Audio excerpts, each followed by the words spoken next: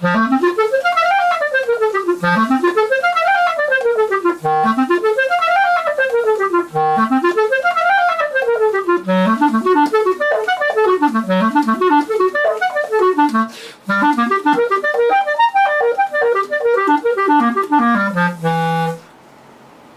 folks, Kathy Williams-Devries here, bringing you the 33rd in my series of 72 mini masterclasses on the Rosé Etudes. We're working through the first 40, this is number 33. This particular etude is very much focused on your broken chords and arpeggios and articulation. There are a few different articulations. 2-slurred, 2-tongued, 2-slurred, 6-tongued, 1-tongued, 2-slurred, 1-tongued, so off the beat, and 4-slurred but off the beat as well. Really good staccato exercise, and really good for getting to know your chords. We're in C major, but the first few bars are actually the G major arpeggio.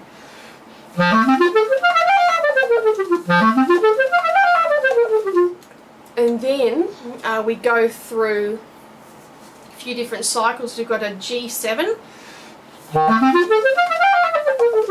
and then we've got an E major arpeggio, which then brings us to A minor, which then brings us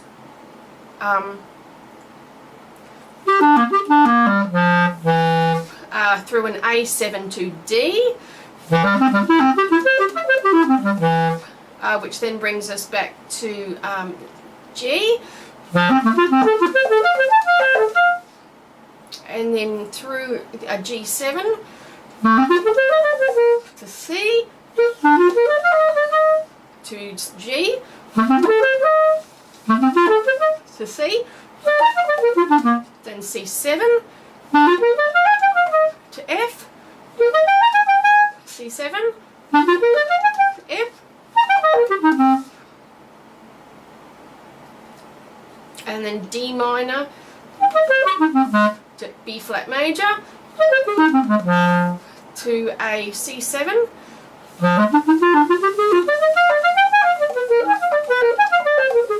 and then a lovely F to B flat, then C to F, and then C, D minor, A, back to D minor.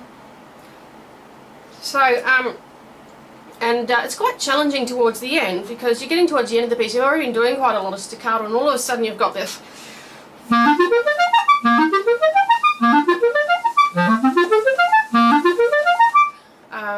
which is quite challenging. Rocks along at 108.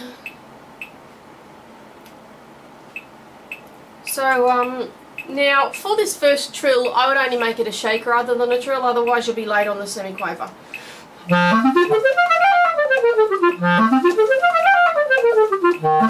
Because otherwise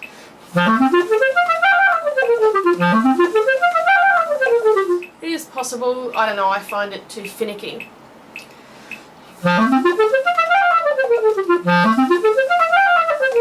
And you may want to, in the style of Bach, slightly emphasize the first note of each bar to give an idea of tonality.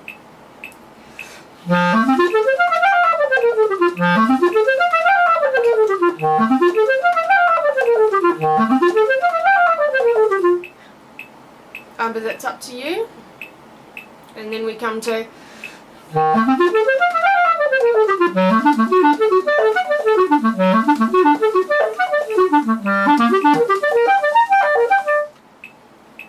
so here, at the last bar of the second line, we're suddenly coming to a lot of A minor arpeggios. You really want a really smooth transition between the A and the E. It is tempting to sort of half hit the G, sure that the fingers are very well coordinated through there.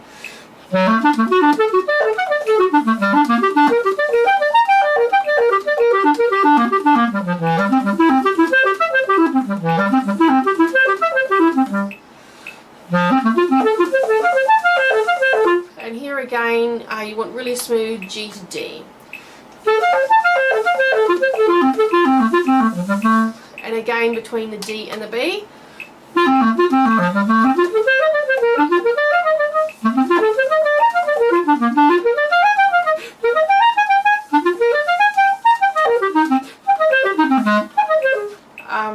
So again, really smooth chord work, arpeggio work through there.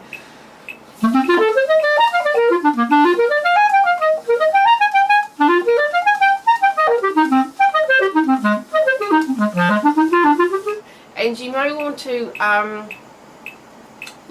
crescendo slightly as you go down the instrument.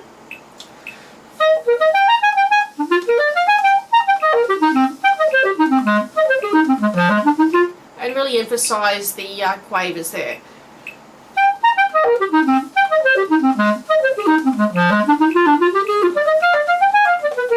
Now here, there are a couple of ways of playing this second bar with the D flat.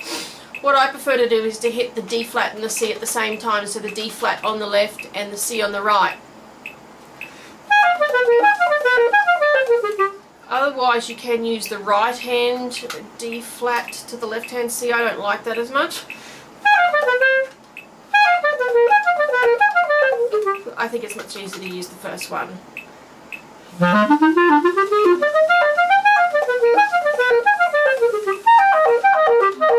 And here we want a really clean F major chord.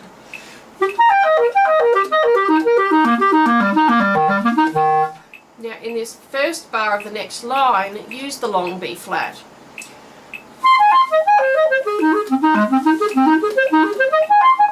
And we really want some really clean thumb work too, going from the F to the B flat. You don't want to keep your thumb lagging on the F hole. It doesn't make for a very good B flat.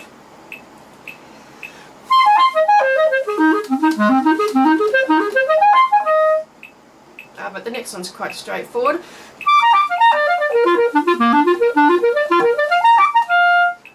Now we come to a series of arpeggios.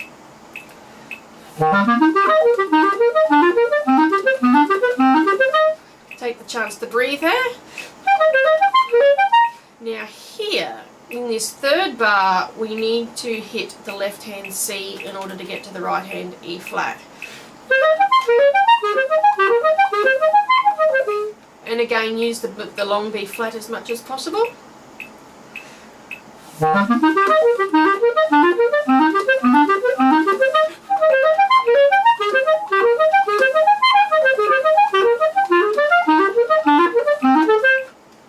And emphasize the first beat of each quartet of semiquavers.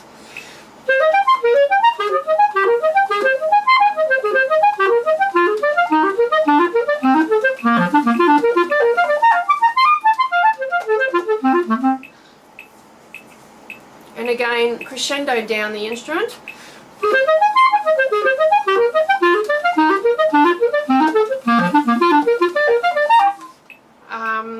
And don't rush the too slurred.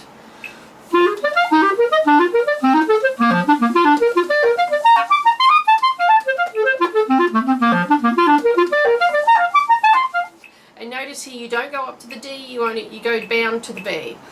Now this is the really difficult bit. You need to keep your support right up, right through to the end of the top note.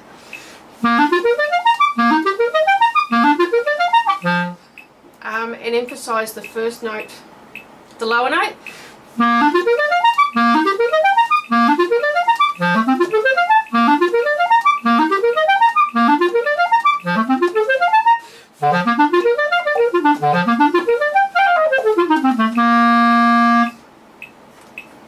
So that's the Etude. There's not a lot to it, I don't think, musically. but perhaps that's the way I approach it. I see it as a technical exercise. Let me turn the metronome off and see what I can do musically for it when I play it through for you.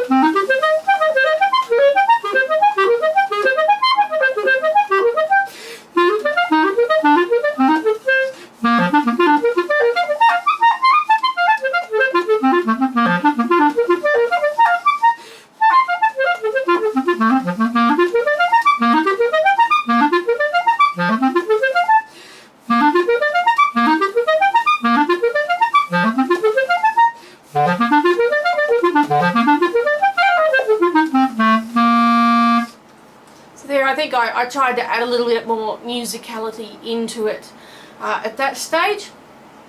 So that is the 33rd of the 40 rosé etudes that I've done as a mini masterclass. Remember, these are only a guide.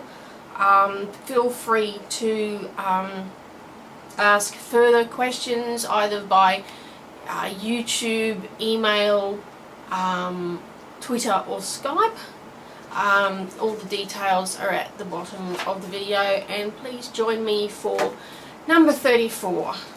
Thanks for listening. Bye for now.